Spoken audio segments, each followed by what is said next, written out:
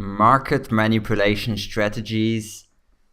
What is stop loss hunting? So you might have heard of what happened on Bitstamp, which caused the massive crash. I think it was around 5,000 BTC which were sold, and that caused also the BitMEX market to dump and caused many people to be liquidated. Now, I'm going to quite quickly give you an overview and maybe hopefully comprehensive explanation of what stop loss hunting is. So before we start with the stop loss hunting, I'll quickly explain to you what a stop loss is. So stop losses are used in leverage trading.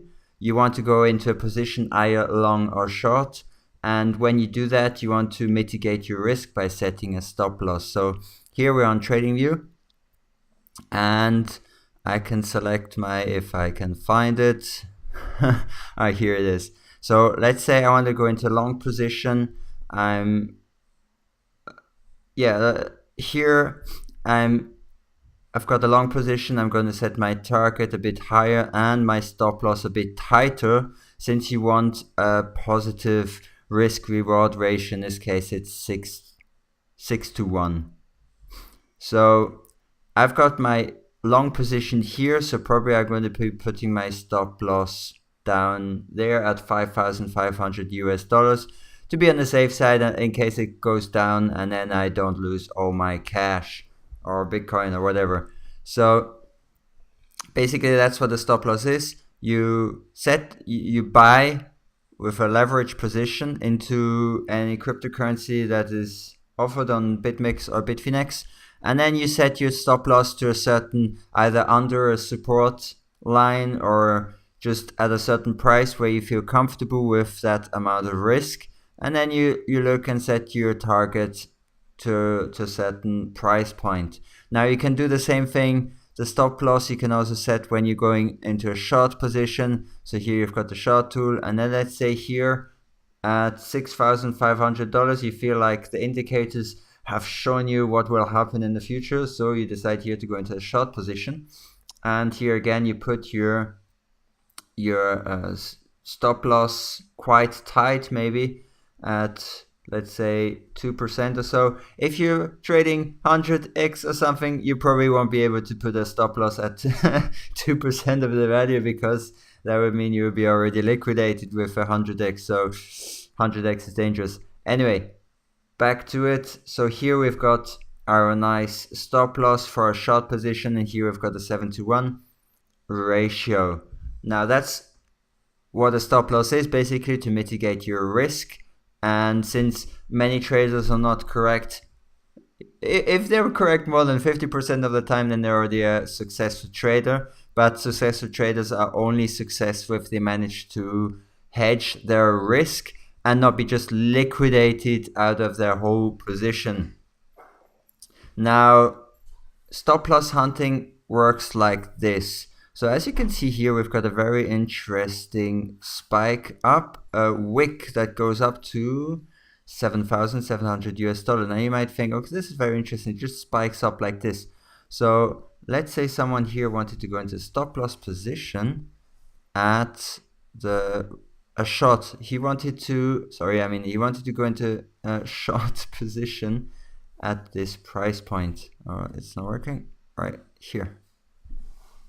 Alright, and he sets his stop loss quite tight. He'll put it maybe above the trend line, also maybe 2.5% higher, and then he'll put this down to have a good target. Now, of course, some other traders who might have a bit more capital, they'll think, okay, many traders are going to be putting their stop loss right here.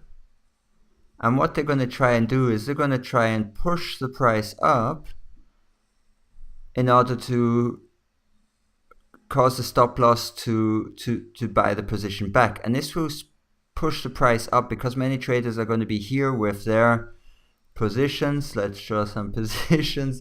And then it'll drive the price even higher. And now these big traders, probably whales, that are pushing the price, they also have a short position. However, their short position will be much higher than the retail's short position. They'll put their short position at probably around this level. They'll probably put it all the way up here, and then they'll hope that it at some of these short positions get triggered.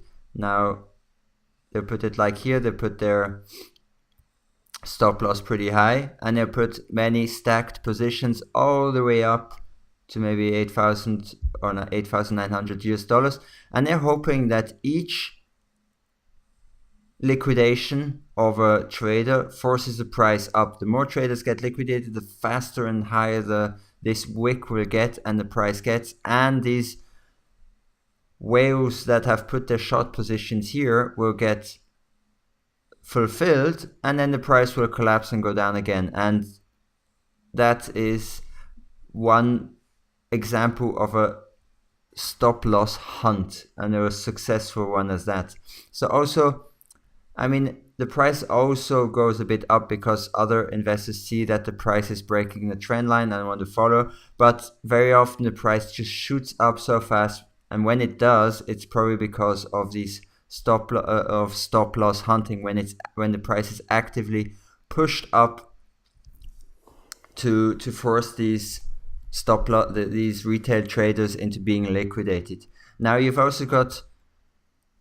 also do stop loss hunting in the other direction, and of course these wicks, it doesn't have to be a stop loss hunt. It can also be a short squeeze or a long squeeze, but now I'll just try and explain the stop loss hunting strategy and how it works. So here's also a good example. Here we've got a wick. Now what I expect happened here, there's a first wick that stopped at around $6,643, and then traders started to get in, and we've got the daily. So this is a very high time frame. Now I'll grab my pen tool again.